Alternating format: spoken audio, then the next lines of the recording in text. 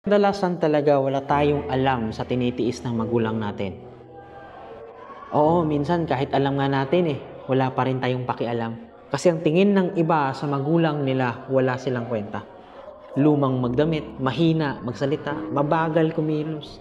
Pero yung totoo po, sila yung dahilan kung bakit kayo nandito sa loob ng paaralan na to. Kasi ang totoo, hindi nyo alam kung ilang beses na silang nagtiis.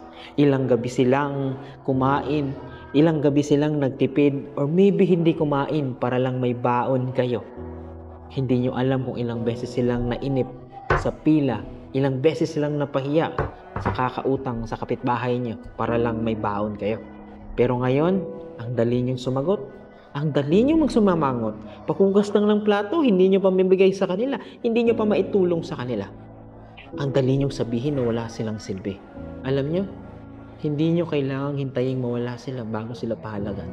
Kasi minsan, habang nandyan pa sila, mas pinipili nyong pakinggan yung barkada kaysa boses ng mama o papa nyo.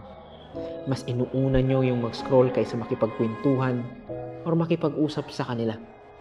Hindi nyo alam, baka yung boses na yan, kinabukasan, hindi mo na maririnig pa.